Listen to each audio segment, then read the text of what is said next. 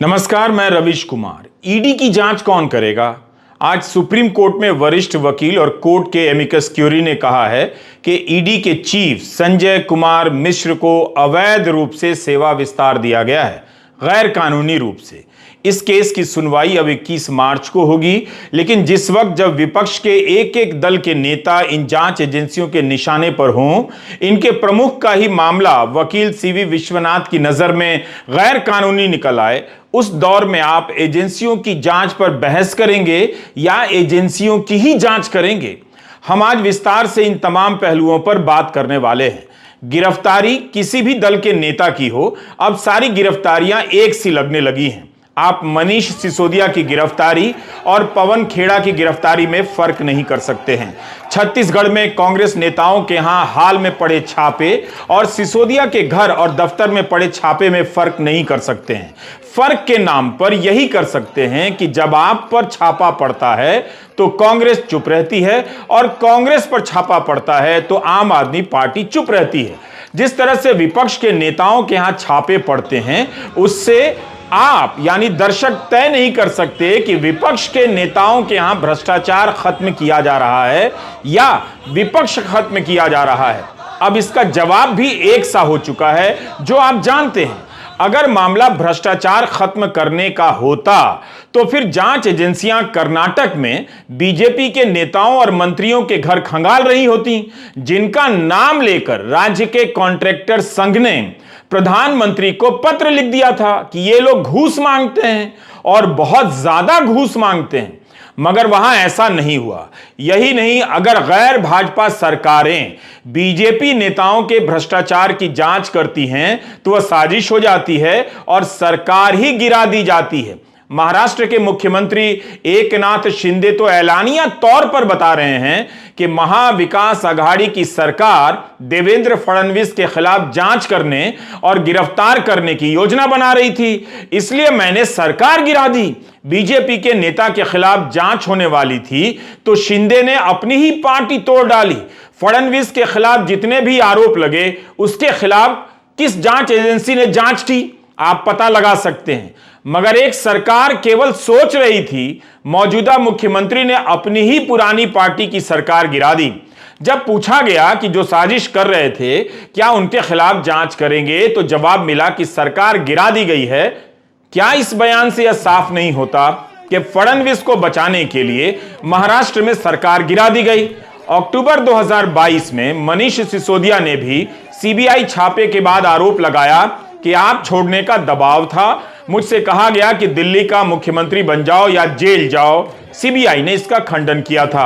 शिंदे के ताजा बयान के बाद आप सिसोदिया के इस पुराने बयान को कैसे देखना चाहेंगे?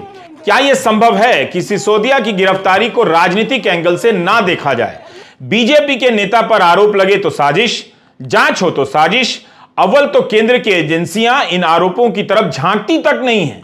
महाराष्ट्र के मुख्यमंत्री तो खुलकर बोल देते हैं कि फडणवीस को गिरफ्तार करने की साजिश हो रही थी, इसलिए सरकार गिरा दी। यह दबाव बीजेपी की तरफ से आया था या एकनाथ शिंदे की अंतरात्मा की पुकार थी? इस सवाल को आप अमित शाह के इस बयान से समझ सकते हैं। इसी साल 7 जनवरी को उन्होंने कहा था कि झारखंड विजय संकल्प महारैली में उनका यह बयान है, आप ध्यान से सुनिए। मुझे बाबूलाल जी ने कहा सरकार बदल दो।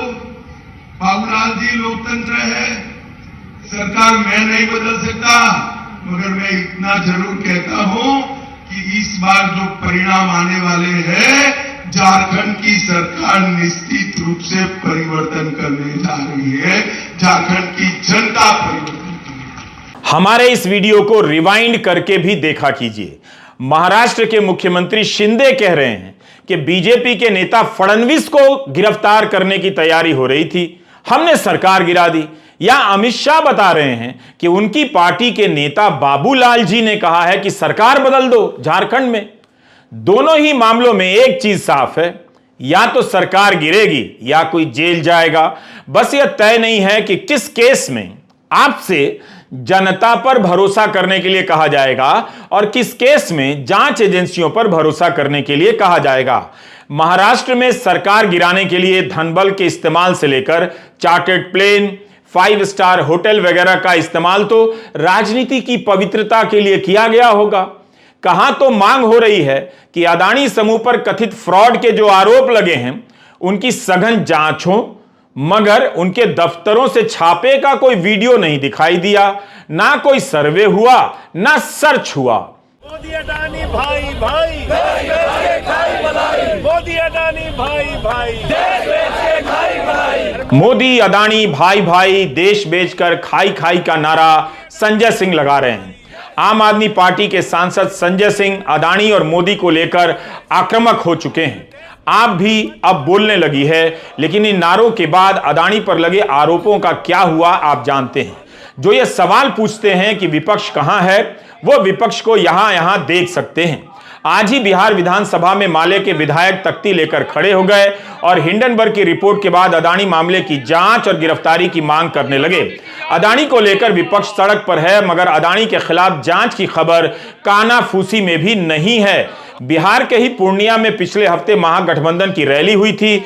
इस रैली में तेजस्वी यादव, दीपांकर भट्टाचार्य और ललन सिंह ने खुलकर अदानी के मामले में मोदी सरकार पर हमला बोला। तेजस्वी यादव ने कहा कि अब भाजपा में कोई लीडर नहीं है, सब डीलर हो गए हैं, इसलिए ये लोग संविधान को खत्म करना चाहते हैं। रायपुर में कांग्रेस महाधिवेशन में भी राहुल गांधी ने अदानी के मामले को उठाया। विपक्ष अपने अपने मंच से अदानी को लेकर हमलावर है, आक्रामक है। शेयर बाजार जो अपने फैसले करता है, वहां अदानी के शेयरों के दाम गिरते ही जा रहे हैं। जानकार लिख रहे हैं कि इतनी भारी गिरावट के बाद भी खरीदार नहीं दिख रहे। फर्जी कंपनियों और देश के बाहर की कंपनियों के हाथ के आरोप लगे, मगर जांच नहीं हुई, गिरफ्तारी नहीं हुई, कोई छापा नहीं पड़ा। क्या है इस अदानी में जो बीजेपी और आरएसएस को, सब मंत्रियों को इसकी रक्षा करने की जरूरत पड़ रही है?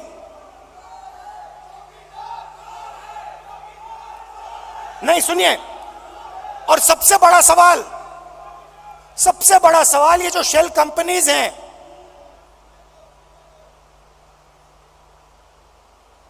जो हजारों करोड़ रुपया हिंदुस्तान भेज रही हैं, ये किसकी हैं?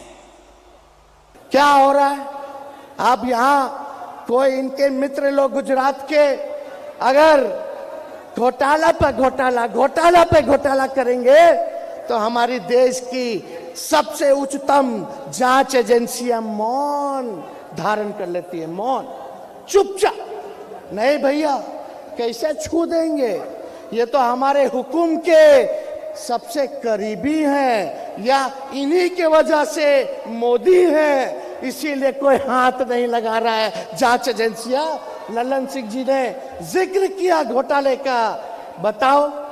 और हम लोगों पर, लालू जी पर, हम लोगों पर बोलता था कि तेजस्वी का मॉल है गुरुग्राम में। अरे बाद में पता चला तेजस्वी का नहीं तो भाजपा के नेता का है। बताइए, अब मॉल का खबर बंद। आज भी जनता दल यूनाइटेड के नेता और सांसद ललन सिंह ने ट्वीट किया है। लिखा है कि उप मुख्यमंत्री मनीष सिसोदिया को 100 करोड़ के कथित आबकारी मामले में गिरफ्तार किया गया है। खैर, यह तो अदालत में तय होगा, लेकिन सरकार के जो 3 पालतू तोते हैं वो 81,000 करोड़ का घोटाला करने वाले के यहां दस्तक देंगे या नहीं। जाहिर है, जांच एजेंसियों के इस्तेमाल से आप इनकार नहीं कर सकते हैं। विपक्ष को लगातार कमजोर करके भले किसी दल या सरकार का भला हो सकता है, मगर लोकतंत्र और जनता का भला नहीं हो सकता है। यह एक भ्रम है जिसके कारण जनता अपने वजूद को ही खत्म कर रही है, क्योंकि विपक्ष में कोई दल नहीं होता है, होती तो जनता है। जनता को सोचना है कि उसके भीतर का विपक्ष कहां खो गया है। वैसे अगर आप पुरानी खबरों को खंगाल कर निकालेंगे तो बहुत कुछ याद आ जाएगा। यह खबर पिछले साल अगस्त महीने की है, टाइम्स ऑफ इंडिया में छपी थी। इसके अनुसार बंगाल भाजपा नेता शुवेंदु अधिकारी ने अमित शाह को करीब 100 टीएमसी नेताओं की लिस्ट दे दी जो कथित रूप से स्कूल भर्ती घोटाले में शामिल थे। इसी मामले में ममता सरकार के पूर्व मंत्री पार्थ चैटर्जी और अर्पिता मुखर्जी गिरफ्तार हुए थे। बंगाल में विरोधी दल के रूप में बीजेपी तृणमूल नेताओं के खिलाफ एक सूची तैयार करती है और केंद्रीय गृह मंत्री को सौंप देती है, और विपक्ष जब अदानी से लेकर तमाम मामलों में जांच की मांग करता है तो जांच एजेंसियां नजर नहीं आती, विपक्ष के यहां ही छापे पड़ने लग जाते हैं। कर्नाटक में घूस लेने के आरोप लगते हैं मगर वहां जांच नहीं होती। लोकसभा में राष्ट्रपति के अभिभाषण पर बोलते हुए प्रधानमंत्री ने एक बात कही थी, कहा कि जनता विपक्ष को एकजुट नहीं कर सकी, ईडी ने कर दिया।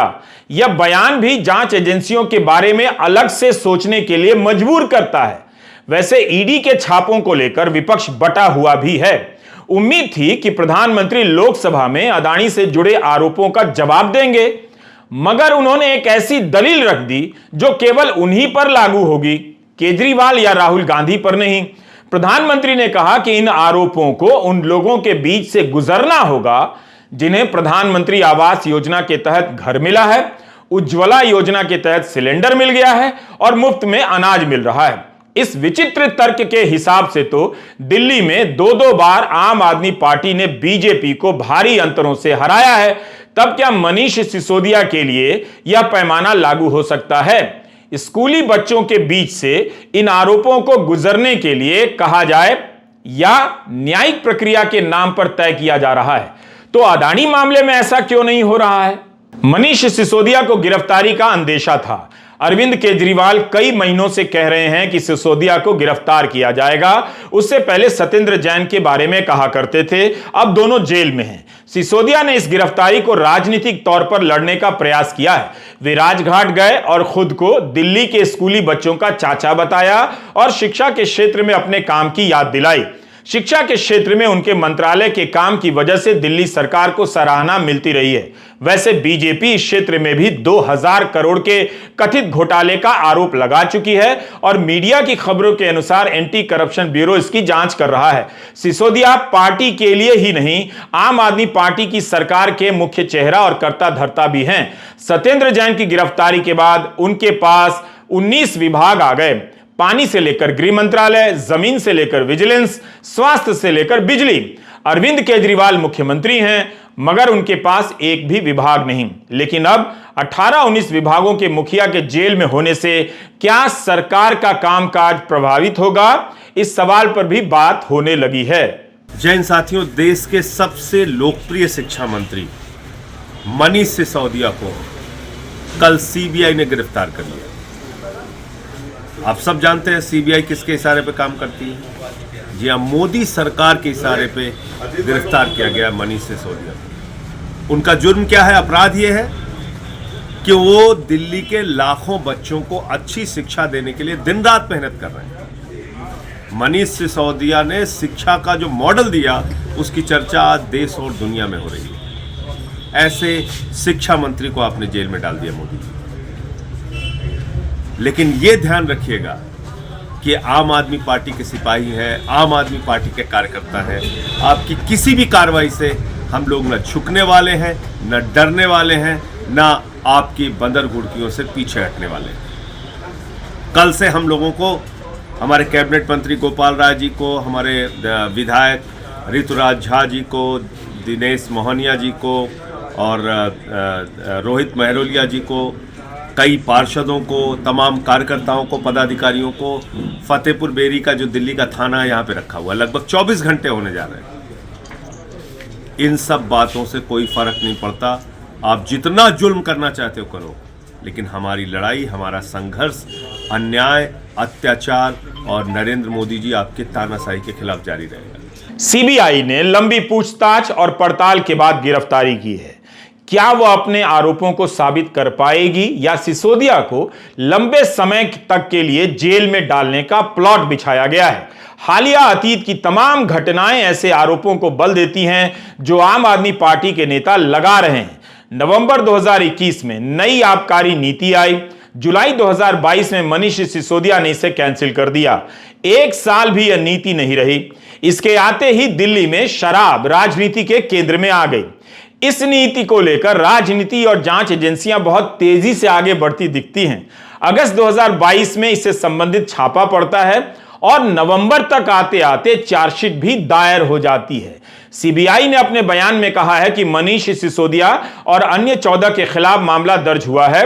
उन पर 2021-22 की आबकारी नीति को बनाने और लागू करने में कथित धांधली के आरोप हैं। निजी लोगों को टेंडर के बाद लाभ पहुंचाने के आरोप हैं। सीबीआई का कहना है कि सिसोदिया ने कई सवालों के जवाब नहीं दिए, जांच में सहयोग नहीं किया, इसलिए गिरफ्तार किया गया।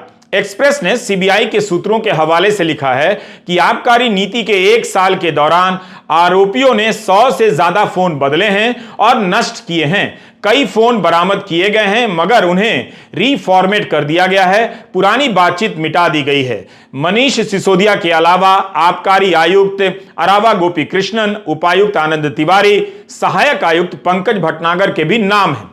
आम आदमी राजनीतिक हस्तक्षेप के आरोप लगा रही है। आपके विधायक सौरभ भारद्वाज ने कहा है कि आबकारी नीति को दिल्ली के एलजी अनिल बैजल ने मंजूरी दी थी। अनिल बैजल इस समय एलजी नहीं हैं। बहरहाल सत्येंद्र जैन के बाद मनीष सिसोदिया भी गिरफ्तार हो गए। भाजपा के ही नेता कुछ महीने पहले से गिरफ्तारी और घोटाले की बात करने लगे, जांच भी हुई, गिरफ्तारी भी हो गई। अब केजरीवाल का नाम लिया जा रहा है। यह एक पैटर्न सा हो गया है। विपक्ष के सांसद जब आरोप लगाते हैं तब तो ना कवरेज होता है, ना जांच एजेंसियां ध्यान देती हैं।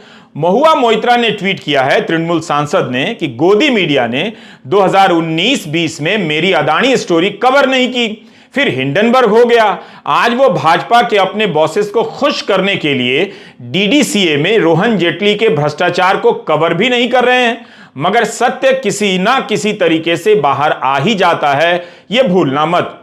सब कुछ अदालत के दरवाजे पर ले जाया जा रहा है ताकि विपक्ष के नेता न्याय के लिए ईमानदारी से लड़ते दिखें, कानून में अपनी श्रद्धा साबित करते हुए दिखें, लेकिन वो इसके लिए मजबूर किए जा सके। कानून और सिस्टम का खुलेआम दुरुपयोग हो रहा है। अजीब हाल हो गया इस देश का।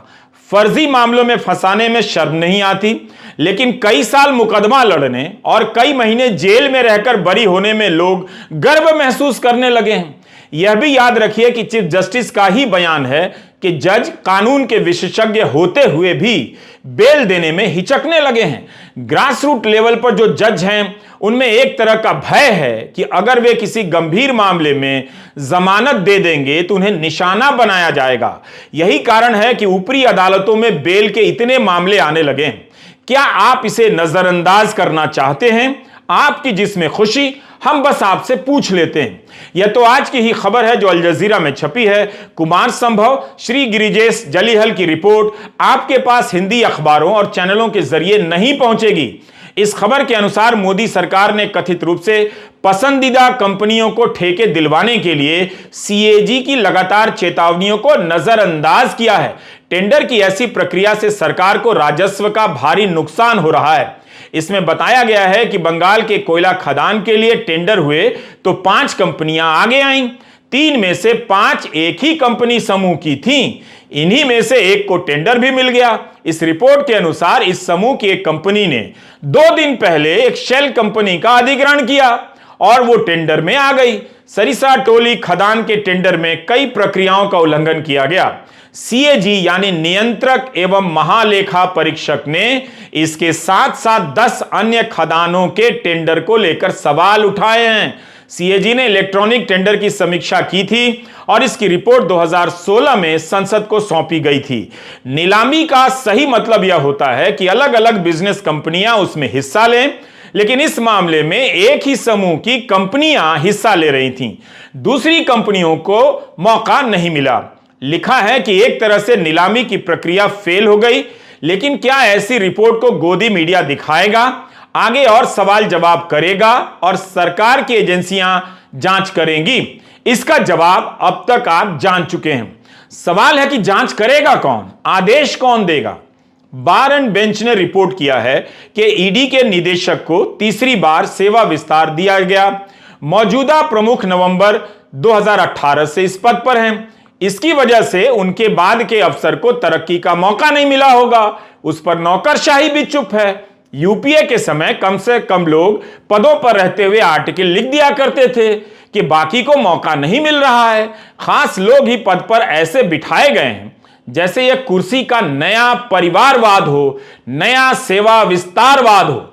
वरिष्ठ वकील के.वी. विश्वनाथन इस मामले में मिश्रा के विस्तार के खिलाफ बहस कर रहे हैं। उन्होंने सुप्रीम कोर्ट में कहा कि सैद्धांतिक रूप से मिश्रा को सेवा विस्तार देना गैर कानूनी है। केंद्र सरकार ने कोर्ट में कहा है कि उनके विस्तार को चुनौती देने वाली याचिकाएं उन कांग्रेस नेताओं को बचाने के लिए हैं जिन पर मनी लॉन्ड्रिंग के केस हैं। लेकिन कोर्ट ने कहा कि वह याचिकाकर्ता को लेकर चिंतित नहीं है कि उनके खिलाफ जांच हो रही है। यहां मामला दूसरा है। केंद्र सरकार कहती है कि ईडी और सीबीआई चीफ को 2 बार से ज्यादा विस्तार देने पर कोई रोक नहीं है। चिदंबरम ने पूछा कि यही नहीं, शैक्षणिक संस्थाओं में अध्यक्षों के कई पोस्ट खाली पड़े हैं, क्या इस देश में अब योग्य अफसर नहीं है? यह सवाल यहां भी लागू होता है। कई जगहों पर यह खबर छपी है कि केंद्र सरकार द्वारा एलआईसी के चेयरमैन एमआर कुमार के कार्यकाल को 6 महीने और बढ़ाने पर विचार किया जा रहा है। कुमार को पहले ही 2 बार सेवा विस्तार दिया जा चुका है। 2019 में वे एलआईसी के अध्यक्ष बनाए गए। इसके बाद मार्च 2022 तक उन्हें पहला सेवा विस्तार मिला, दूसरा मार्च 2023 तक का मिला है। अब तीसरे की खबर आ रही है। यह सेवा विस्तार योग्यता का इनाम है या अनदेखा करने की कृपा है? इन सब पर सवाल करने के पर्याप्त कारण तो है ही। अदानी समूह में निवेश करने के कारण जीवन बीमा निगम का पैसा निगेटिव में गया है। आज जिस तरह से गैर भाजपा दलों के नेताओं और सरकारों को निशाना बनाया जा रहा है, उसमें इस्तेमाल साधनों की पवित्रता साफ नजर आ रही है। कांग्रेस नेता मल्लिकार्जुन खड़गे ने कहा कि पिछले 9 साल में ईडी ने जितने भी छापे मारे हैं उनमें से 95% विपक्षी नेताओं के यहां डाले, ज्यादातर कांग्रेस के खिलाफ। यूपीए के समय ईडी ने 112 छापे मारे, लेकिन मोदी सरकार के 8 वर्षों में ईडी के छापों की संख्या 3010 हो गई।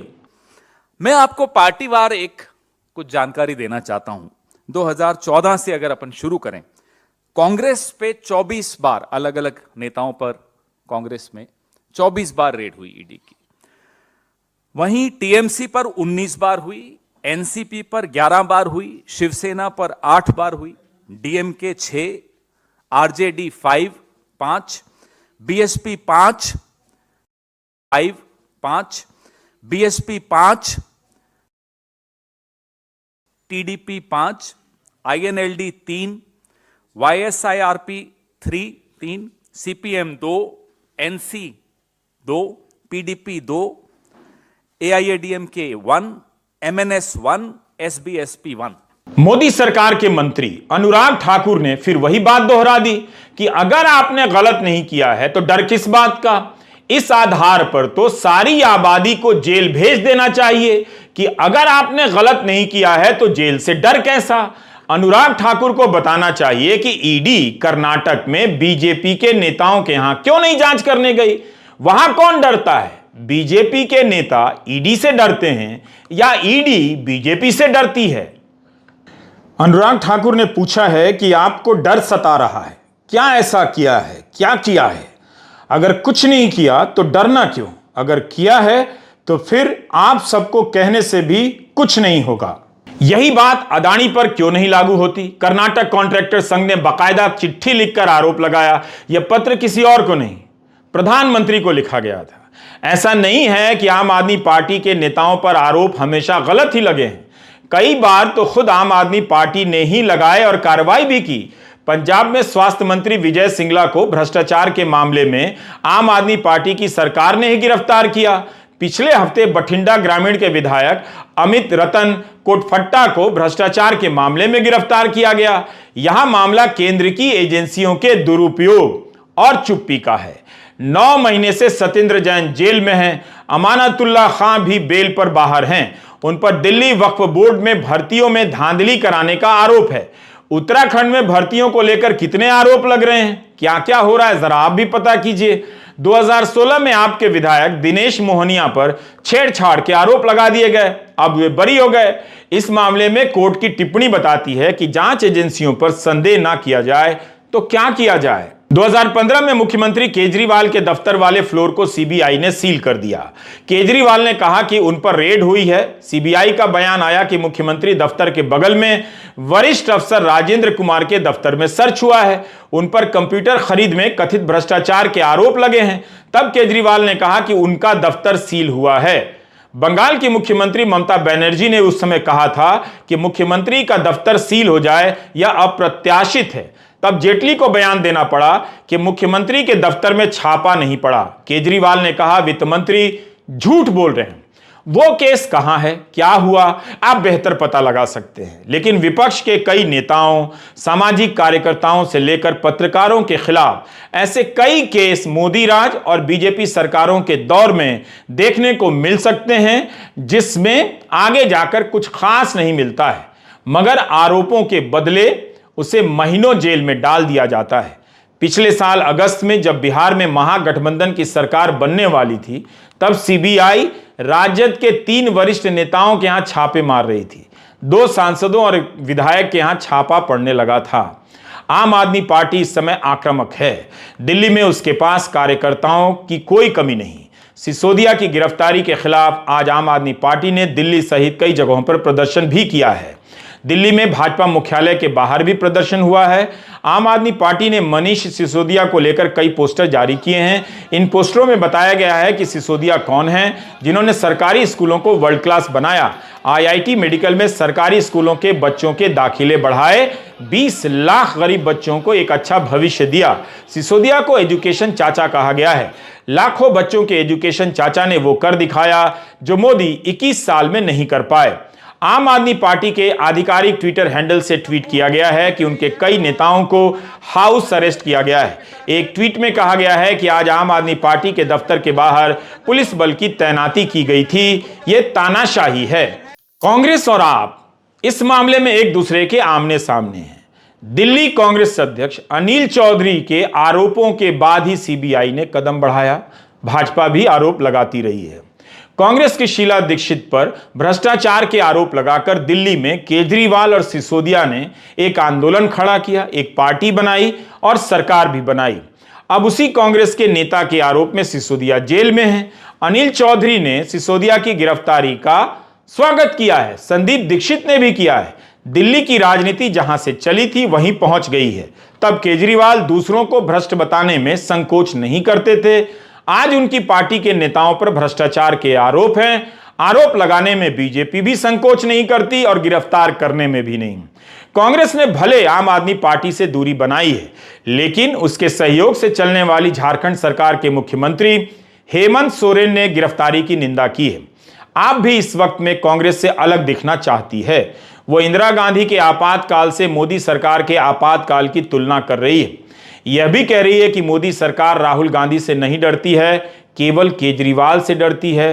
केजरीवाल और आपके कार्यकर्ताओं से डरती है। हालांकि राजद ने भी गिरफ्तारी की निंदा की है, लेकिन कुछ समय पहले राजद के नेता मनोज झा का एक बयान यहां लाया जाना चाहिए। अगस्त 2022 में जब सीबीआई ने मनीष सिसोदिया के घर पर रेड की थी, तब मनोज झा ने एएनआई को बयान दिया कि सीबीआई, ईडी, आईटी जैसी संस्थाओं ने अपना चरित्र खो दिया है। इनकी दिशा अब तय होती है और ये हम सब जानते हैं कि कहां से तय होती है, क्यों होती है और इसके निहितार्थ क्या हैं। लेकिन महत्वपूर्ण यह है कि आम आदमी पार्टी को भी यह तय करना होगा कि जब विपक्ष के दूसरे नेताओं पर छापे पड़ते हैं, तब आप भी बोलना सीखे। आज तो हम बोल रहे हैं ना आपके लिए, लेकिन जब दूसरों पर होते हैं तब आप चुप्पी साध लेते हैं। इस तरह की एकांगी सोच से कुछ भी हासिल नहीं होगा। देश की जनता ने इन छापों को अपनी नियति मान ली है। विपक्षी दलों ने इसे अपनी अपनी नियति समझ लिया है, जैसे सब कुछ किस्मत और ऊपर वाले ने लिख रखा हो। विपक्ष और सत्ता पक्ष पाप पुण्य की भाषा में बात करने लगे हैं, जानते हुए भी कि इन सब फैसलों से ईश्वर का कोई लेना देना नहीं है। दिल्ली बीजेपी के नेता इसे पाप की सजा बताते हैं, तो केजरीवाल प्रभु पर भरोसा रखने के लिए कह रहे हैं। हम 2 बयान यहां आपके सामने रखना चाहते हैं। पहला कपिल मिश्रा का है, जो कहते हैं कि सिसोदिया ने दिल्ली के हजारों लाखों परिवारों को शराब के नशे के जाल में धकेला था और कितने ही परिवारों को बर्बाद कर दिया। और कोरोना के काल में जब दवाइयां और सिलेंडर उपलब्ध करवाने थे तब दारू के ठेके खोलने का काम सिसोदिया ने किया। इस पाप को दिल्ली ने जो आज भुगता है, दिल्ली की माताओं और बहनों ने जो बद्दुआएं दी हैं, उनके कारण अब सिसोदिया को जेल जाना पड़ेगा और लंबे समय तक जेल में रहना पड़ेगा। भगवान आपके साथ है मनीष, ये केजरीवाल का ट्वीट है। केजरीवाल लिखते हैं कि लाखों बच्चों और उनके पेरेंट्स की दुआएं आपके साथ हैं। जब आप देश और समाज के लिए जेल जाते हैं तो जेल जाना दूषण नहीं भूषण होता है। प्रभु से कामना करता हूं कि आप जल्द जेल से लौटें। दिल्ली के बच्चे, पेरेंट्स और हम सब आपका इंतजार करेंगे। यह लड़ाई संवैधानिक है, राजनीतिक है, नैतिक है, अनैतिक भी है।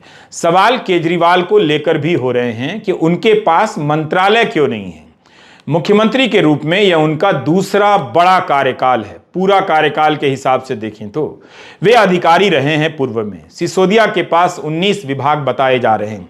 सिसोदिया और सत्येंद्र जैन जेल में होंगे तब इन विभागों का काम कैसे होगा?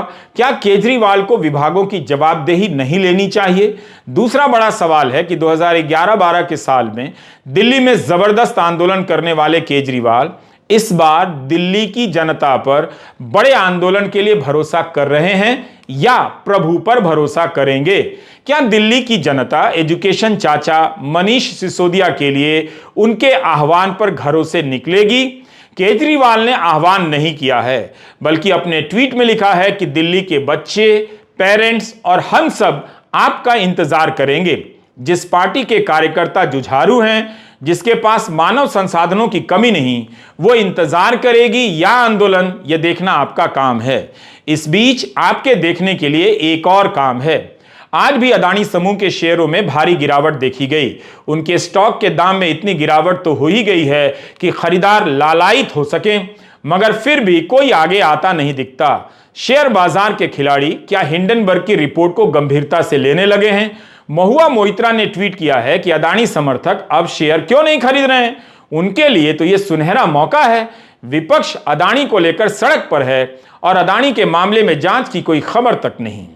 अदानी का मामला पर्दे के पीछे चला जाए, इसके लिए बड़ी खबरों की खोज जारी होगी, मगर हो नहीं पा रहा है।